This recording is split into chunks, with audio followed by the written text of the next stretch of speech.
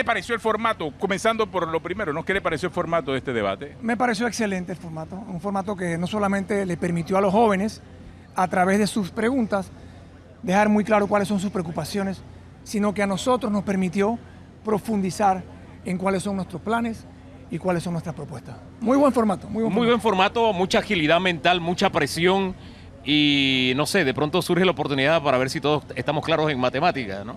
4 por 8. 4 por 8, ¿cuánto es, 8? señor Rux? Yo sé cuánto es, allá adentro no sabían, lamentablemente. No, pero también, insisto, había mucha presión. Usted nos puede hablar de eso porque había, digamos que hay un juego contra el tiempo y la agilidad mental se impone. Y decíamos a favor de el que cometió el error, que de pronto la presión lo llevó a escuchar que se había equivocado, pero se convenció de que el error era correcto, porque lo dijo 2 veces. Bueno, yo no estoy aquí para hablar de los errores o los horrores de otros candidatos. No, pero estaba dentro y puede hablar de la presión del momento y del formato. Yo nunca me he sentido presionado en estos debates. bien. Yo creo que yo tengo una experiencia y una trayectoria que me permite participar en este tipo de formatos. Lo más importante para mí fue que nosotros, a través de las preguntas de los jóvenes, pudimos ver muy de cerca cuáles son sus preocupaciones y por supuesto que el intercambio entre candidatos con la presión de tiempo también fue muy interesante. Creo que usted también hizo referencia a que estaba entre 2 candidatos del PRD.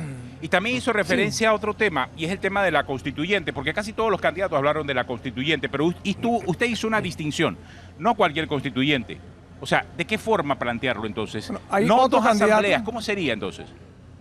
Yo propongo cambios constitucionales a través de una constituyente paralela.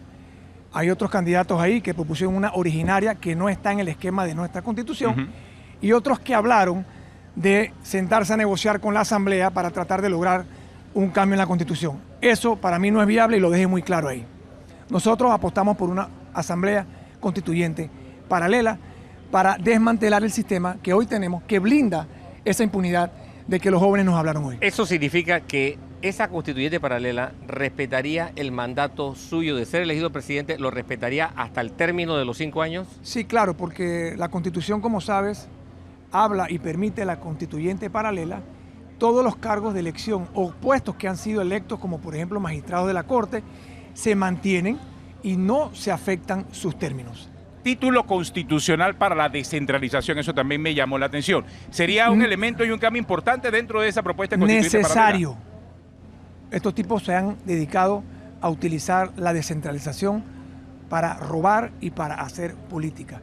Esto es un bochorno con gente que no tiene agua, con gente que la está pasando mal, que no tiene caminos, que no tiene veredas. Y entonces ven que en un corregimiento le dan 20 millones de dólares a un representante, pero ¿a dónde están las obras?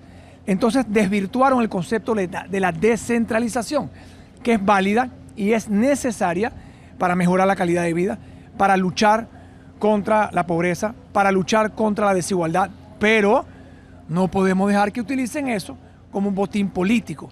Hay que darle a las autoridades locales la capacidad de que puedan aprender, de que puedan entrenarse para hacer esos proyectos que ellos están llamados. Cuando usted hacía esa argumentación, creo que fue el candidato Carrizo que le dijo que no mintiera. Esa fue la frase de él, no mientas, Rómulo. Y creo que le habló de la compra de representantes en el anterior gobierno parameñista CD y se lo dejó allí. ¿Usted qué responde a ese Yo tengo argumento? la ventaja de poder decir que yo no he sido gobernante, yo no he sido ni presidente de facto. Cuando yo sea presidente, la descentralización va a funcionar para la gente y no para movidas políticas, ni para robar, ni para decir quién sí y quién no va a salir en la próxima elección, porque la usan para eso. Por eso ha aumentado ahora.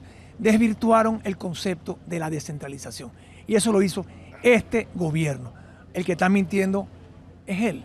Lamentablemente no quieren entender la realidad que todo el pueblo conoce. Hay una observación que usted hizo con cierto énfasis y tiene que ver con las becas. Plantea usted que quiere enfocarse en una educación técnica Sí. y quiere otorgar becas sin politiquería. Después de la experiencia que hemos tenido con el IFARU, ¿cómo podría ajustar más esto de politiquería? Porque este es un concepto muy abierto y deja espacio a muchos pensamientos sobre vicios. ¿Cómo precisaría una política de cambio realmente utilizando eso que usted plantea? Bueno, hay que garantizar que cualquier apoyo económico, que cualquier beca sea en base a méritos y en base a necesidad y no en base a favores políticos o a quien es amiguito del diputado o del gobierno. Una de las primeras cosas que hay que hacer es 100% transparencia y digitalización de lo que está pasando ahí. Porque nosotros nos enteramos de los escándalos después que pasan.